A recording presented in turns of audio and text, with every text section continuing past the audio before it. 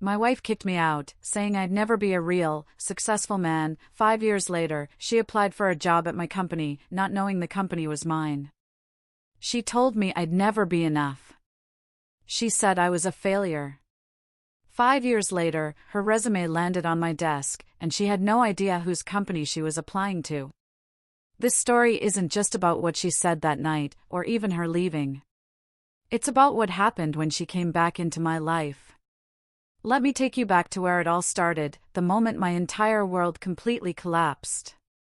I was 29, busting my back 60 hours a week as a construction worker in Houston. Every single day was a grind, just to keep our tiny apartment and put food on the table. My wife, Sarah, though, she worked at a fancy car dealership downtown.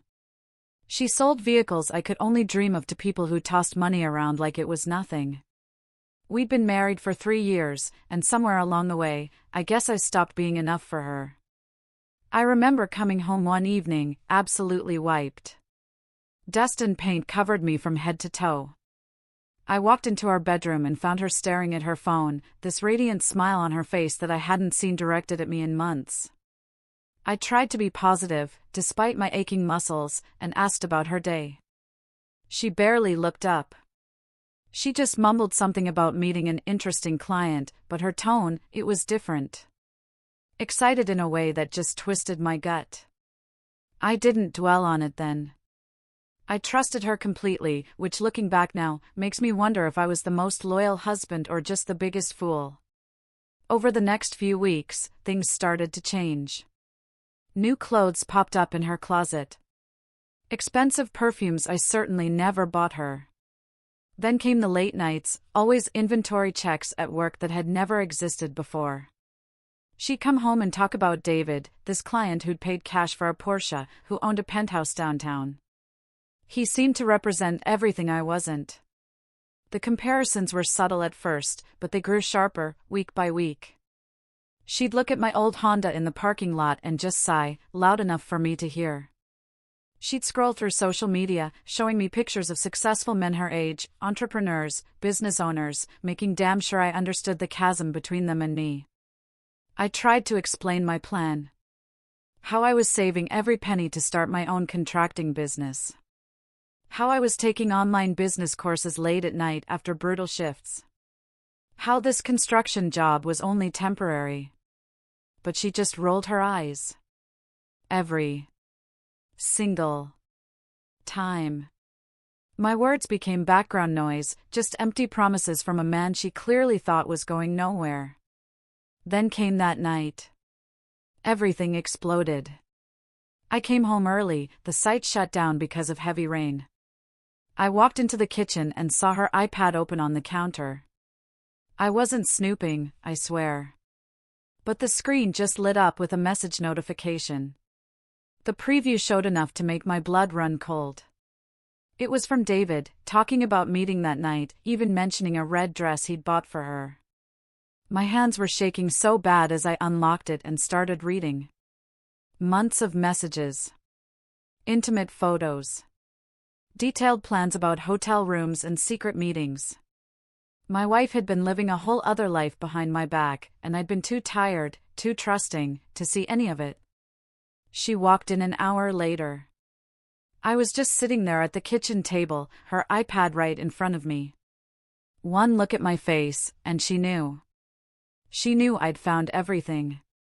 But what shocked me more than the actual infidelity was her reaction. There was no apology. No tears. No attempt to explain or beg for forgiveness. Instead, she went straight on the offensive, screaming about privacy and boundaries, acting like I was the one who'd done something wrong. I confronted her with all the evidence, with months of lies, and she just laughed. She actually laughed in my face. She told me to wake up, that David was a real man with real success, while I was just a construction worker with fantasies. She laid out every single way I'd failed her. Every dream I'd ever mentioned that hadn't come true. Every nice thing she'd seen other men provide that I couldn't. The worst part wasn't even the words themselves. It was the pure, unadulterated contempt in her voice, like she'd been holding on to this speech for years, just waiting for the perfect moment to deliver it. She started grabbing my clothes right then and there, pulling them from the closet, from the dresser, stuffing them into trash bags. I stood there, frozen, watching my entire marriage end in real time as she literally packed up my existence. She threw everything into the hallway outside our apartment. When I tried to reason with her, she just kept going. Neighbors started poking their heads out, watching this whole humiliating scene unfold. But she didn't care who heard her telling me I'd never achieve anything, that I'd never become a real man, that she was done wasting her time on someone with no future. Within an hour, everything I owned was in black trash bags on the sidewalk. And she'd changed the locks. That night, I slept in my car in a Walmart parking lot. Surrounded by those black garbage bags, my entire life packed into them. I was 29 years old. Homeless. Heartbroken. And utterly humiliated. The temperature dropped into the 40s, and I didn't even have a blanket. I just sat there in the driver's seat, staring at nothing, replaying every moment of our relationship, trying to figure out where I'd failed so catastrophically. But somewhere around 3 a.m., listening to the rain hit the windshield, something inside me shifted. The crushing pain and sheer embarrassment started to transform into something else. Something harder. Colder. All that hurt was crystallizing into pure, absolute determination. I made myself a promise right there in that dark parking lot, speaking the words out loud to make them real. If I ever see Sarah again, it will be as the man she swore I could never become. I didn't know the path yet. I didn't have a detailed plan. But I knew with absolute certainty that I would prove her wrong. Not for her sake, but for mine. The first 3 months after Sarah left were the darkest period of my entire life. I moved into a studio apartment in one of the cheapest neighborhoods on the south side of Houston. The kind of place where you hear sirens every night and learn not to make eye contact with people in the hallways. The walls were so thin, I could hear my neighbor's TV like it was in my own room, and there was this permanent smell of cigarettes and old carpet that no amount of cleaning could ever remove. But it was mine. And, more importantly, it was all I could afford while still saving money. I kept my construction job, showing up every single day, even when my body screamed at me to rest. Even when the weather was miserable. Even when I wanted to just give up. My coworkers noticed I'd changed. I worked harder, complained less, but nobody knew why. I stopped going out for beers after shifts. I stopped spending money on anything that wasn't absolutely essential. Every single dollar went into 2 places, my savings account and my education. I enrolled in online business courses through a community college, studying late into the night after 12-hour shifts on construction sites. Marketing. Accounting. Project management. Business. Law. I absorbed everything like my life depended on it, because in a way, it really did. I needed to understand not just how to swing a hammer, but how to run a company, how to manage people, how to turn skills into profit. 6 months in, I started taking side jobs on weekends, small renovation projects I found on Craigslist and local Facebook groups. Bathroom remodels. Kitchen backsplashes. Deck repairs. Anything to build a portfolio and a reputation. I undercut competitors on price, but I always over-delivered on quality. Working 16-hour days sometimes, just to make sure every client was happy. Slowly, word started spreading. One satisfied customer would recommend me to a neighbor, who'd recommend me to a coworker, and gradually, my weekend calendar filled up. By the end of that first year, I'd saved $15,000 and had a waiting list of potential clients. I quit my construction job and went full-time with my own venture. At first, it was just me, my truck, and my tools. It was absolutely terrifying, going from a steady paycheck to complete uncertainty.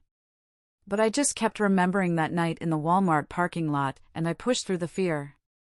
I registered my business officially, Turner Renovations. Got proper licensing and insurance. Opened a business bank account.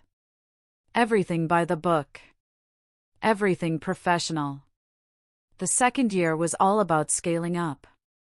I hired my first employee, Leo, a young guy I'd worked with on construction sites who had talent but no real direction. Then another. Then another. I bought a used cargo van and had my company name painted on the side, which honestly felt like a bigger achievement than it probably should have. We focused on mid-range residential projects, full kitchen and bathroom renovations for middle-class families who wanted quality work at fair prices. I learned that business wasn't just about being good at the actual work. It was about communication, reliability, and making people feel truly valued. I returned every phone call within an hour. I showed up exactly when I said I would.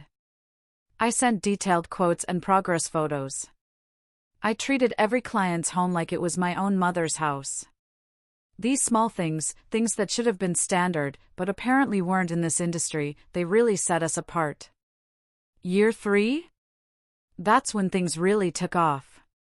We landed our first major contract, a property management company that needed renovations on 12 rental units. That was 6 months of steady, guaranteed work. It allowed me to hire 4 more people and invest in much better equipment. My little operation was finally becoming a real company. I moved out of that horrible studio apartment into a decent 2-bedroom place. Nothing fancy, but clean and quiet.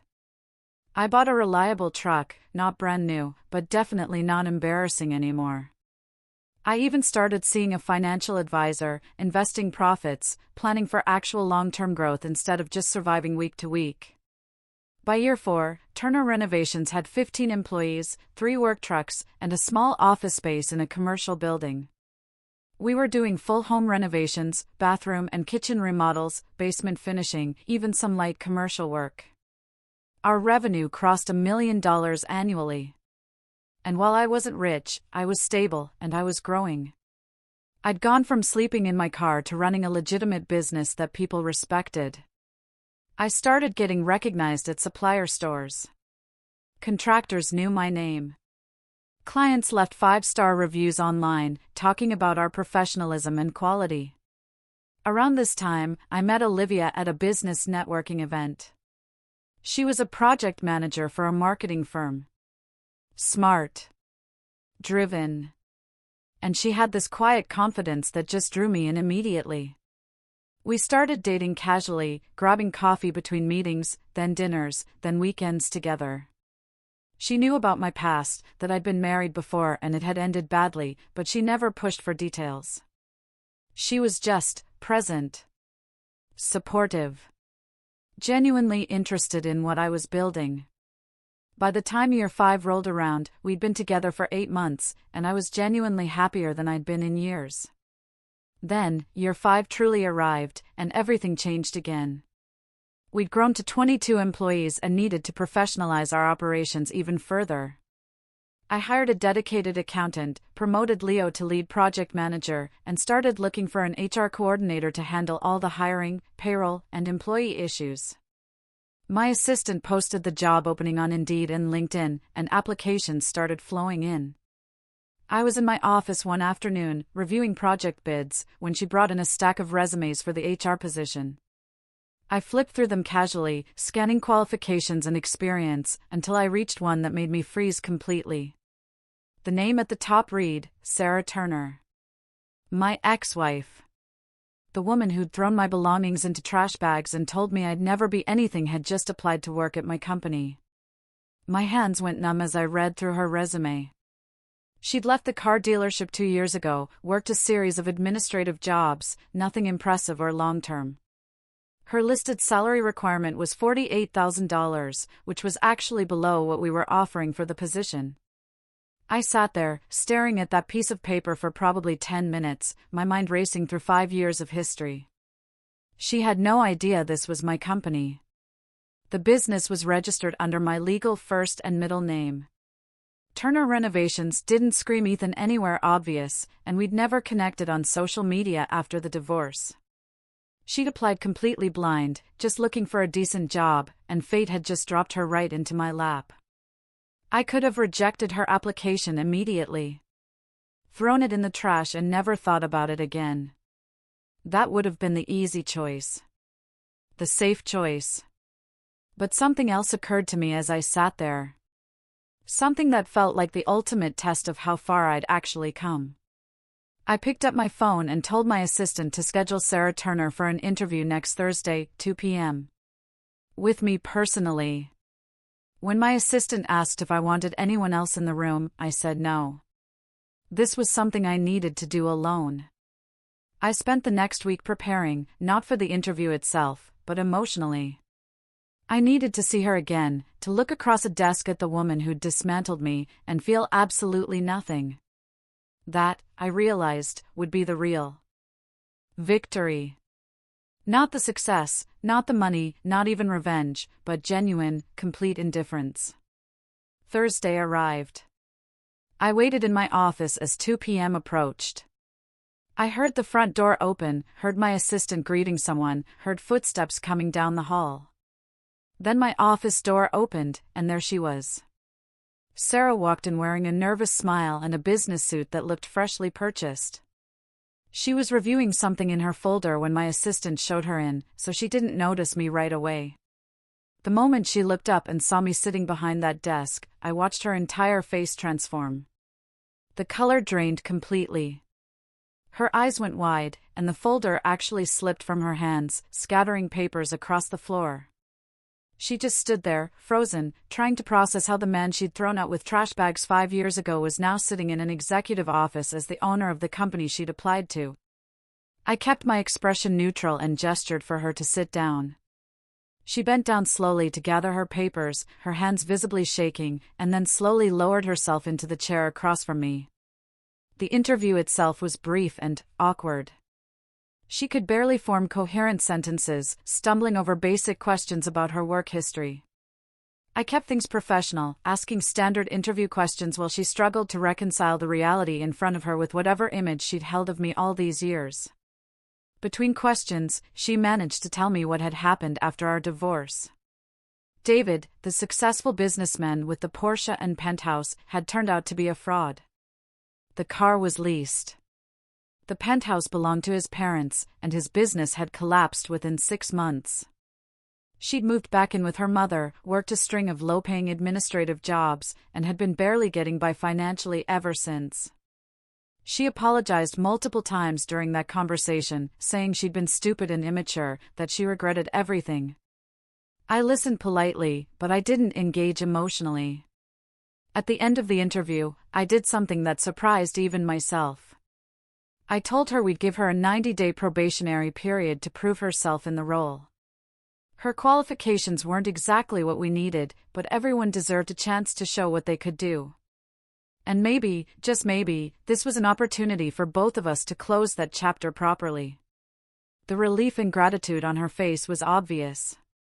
She thanked me repeatedly as she left the office. What I didn't tell her was that this decision wasn't about kindness or forgiveness. It was about testing myself. I needed to know if I'd truly moved past everything. If I could work alongside the woman who'd destroyed me and still feel absolutely nothing. Her first week was quiet and professional. She came in early, stayed late, asked good questions, and kept her distance. But by the second week, things started changing. She began finding excuses to stop by my office, asking questions that easily could have been emails. Bringing me coffee in the morning without me asking. She'd compliment my tie or mention how impressive the company was, how much I'd accomplished. I kept my responses brief and always redirected conversations back to work topics. By week 3, she was getting bolder. She started talking about the past, bringing up memories from our marriage, laughing about inside jokes we used to share. One afternoon, she commented on how different I looked now, how success suited me, how I'd really changed. I could hear the intention behind her words, the way her voice softened when she spoke to me. She was testing the waters, seeing if there was any opening to reconnect on a personal level. I shut it down immediately, reminding her we were colleagues now and needed to keep things professional. The disappointment on her face was visible, but she nodded and backed off, at least for a few days. Then she started trying different approaches. She'd mentioned being free for lunch if I wanted to discuss projects outside the office. She'd ask about my personal life, whether I was seeing anyone, what I did on weekends. She dressed slightly more carefully on days she knew we had meetings, and would laugh a little too enthusiastically at anything remotely funny I said. It was transparent, and honestly, kind of sad to watch. One evening, about 6 weeks into her probation period, she stayed late when most employees had gone home. She came to my office and asked if we could talk, not about work, but about us. She said working here had made her realize what she'd lost, that seeing me every day reminded her of the good parts of our marriage she'd forgotten. She talked about second chances, and how people grow and change, how maybe we could explore reconnecting outside of work, just coffee or dinner to catch up properly. I let her finish completely before responding. I told her calmly that I appreciated her honesty, but that ship had sailed a long, long time ago. Whatever we had was in the past, and I'd moved on completely. I wasn't angry at her anymore. I wasn't holding grudges. But I also had absolutely no interest in revisiting what we'd once had. We were different people now, with separate lives, and that's exactly how it needed to stay. She looked like I'd physically struck her. Her eyes got watery, and she asked quietly if this was about revenge, about making her feel the rejection she'd once made me feel. I told her honestly that it wasn't about revenge at all. It was about indifference. I simply didn't feel anything when I looked at her anymore. No anger. No attraction. No nostalgia. She'd become just another person I used to know. That conversation happened on a Thursday. The following Monday, I called her into my office for her 90-day review. I'd prepared everything professionally, documented observations and feedback. I thanked her for her efforts over the probation period, acknowledged that she'd worked hard and shown dedication. But then I explained that we needed someone with more specific experience for this role. Someone who'd managed HR functions at a growing company before and could truly handle the complexities we were facing. Our needs had evolved since posting the position, and we'd decided to go in a different direction with someone whose background aligned more closely with where we were headed. I told her we'd pay her through the end of the month and provide a positive reference for her next opportunity. She sat there silently, and I could see her processing the layers of what was happening. This wasn't just about job qualifications, and we both knew it. I was letting her go politely and professionally, with the same kind of calculated dismissal she'd once given me. The difference was, I was doing it with severance pay and a reference letter instead of trash bags on a sidewalk. She asked quietly if there was anything she could do to change my mind, any way to prove herself. I shook my head and told her the decision was final. She stood up slowly, and for a moment, I thought she might cry, or yell, or demand an explanation. Instead, she just looked at me with this expression of complete defeat and said she understood. She thanked me for the opportunity and left my office. I watched through my window as she packed up her desk, said goodbye to a few coworkers who'd become friendly with her, and walked out to the parking lot for the last time. And I felt nothing. No satisfaction. No guilt. No sense of victory. Just the quiet certainty that this chapter was finally, definitively closed. That evening, I drove to Olivia's apartment. She was making dinner in her kitchen, singing along to music, completely unaware of the closure I'd just experienced. I told her I'd had a weird day, that I'd finally let go of something I'd been carrying for a long, long time. She kissed me and asked if I felt better. I realized that I did. Sarah hadn't destroyed me 5 years ago when she left. She'd accidentally set me free to become someone stronger. And now, by walking away from her for good, I'd proven to myself that I really had become that person. Sometimes, the best revenge isn't making someone hurt the way they hurt you. It's reaching a point where you genuinely don't need them to hurt at all. What would you have done in my position?